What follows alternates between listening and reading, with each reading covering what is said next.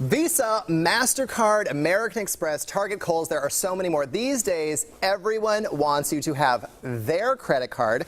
Kansas City Mama Kelly Snyder is here with some advice on which cards are a good idea and others you might want to skip. So, Kelly, what do you think about all these credit card offers? I get at least 2 a week in the mail. Is it possible to have too many credit cards? I think so, and I always say, too, if you're carrying any amount of debt, there is no such thing as a good credit card or benefits or whatever, because whatever you get and versus what you're paying in interest isn't worth it.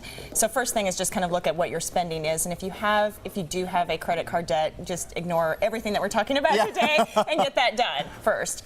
My mom always said, do not spend money you don't have. So I have always kept my credit cards to the barest of minimums. But the one that I do use is my Southwest card because it has amazing perks. What are some of the perks of having a credit card? You know what, there's a lot of different perks. There's perks of free flights, there's perks of cash back, there's perks of gift cards and gift certificates. So I mean, as long as you're what I call a money appreciator, and it's just what you said, make sure you're paying off your balance every single month. There's a lot of benefits to having credit cards, which is kind of like getting free stuff in the end. And I'm also a Southwest member as well too, because high five Southwest. Amen. Amen. Because you fly free all the time, it's and it true. Rocks. I mean, we're taking our family down to I hope my kids aren't watching, to where the mouse goes, and all of our flights are free. And so how can you beat that? You cannot. It's awesome. But I also put every little tiny last thing on that credit card, but then I pay it off every month. That's the whole gist of the thing. So, right. Yeah. Exactly.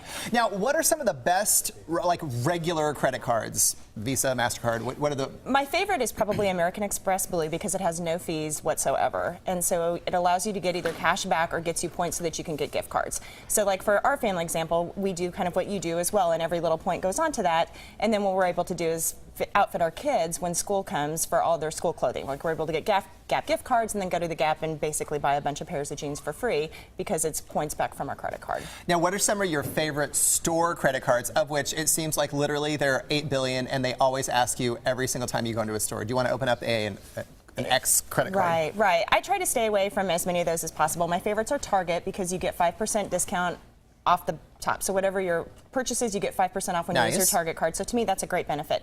Another great one is Lowe's. Lowe's also does the exact same thing. So if you're doing a lot of home remodeling, Lowe's gives you 5% off, again, your total purchase just automatically by using the card.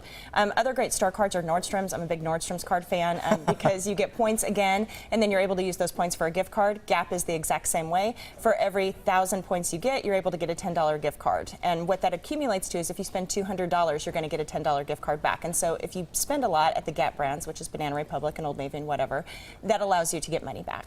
It truly is the card that pays you back in clothing. So what about those crazy high interest rates? Some of those cards have like exorbitant, like 18, 20, 25%. Do you need to be wary of that? Again, if you're carrying a balance, definitely be wary. Look at trying to transfer as much as you can down to a lower interest rate, so then that way you can pay it off sooner. Again, there is no such thing as a good credit card when you're carrying a balance because, again, the benefits are going to take away anything that you would do in the interest that you're paying. Any other advice that you might have for our viewers? You know what? I just think try to make it as slim as possible. If you have too many, then you're spreading out your benefits across too many platforms. Try to have one credit card that's going to give you your cash back or benefits, and then from a Star Cards, try to pare it down. Also, there's great apps right now that if you link up your credit cards like Plink and Shopkick, you also get money back as well just for purchases. Well, I'll be Plink and Shopkick and our Southwest card. Give it up for Southwest. Woo! All right.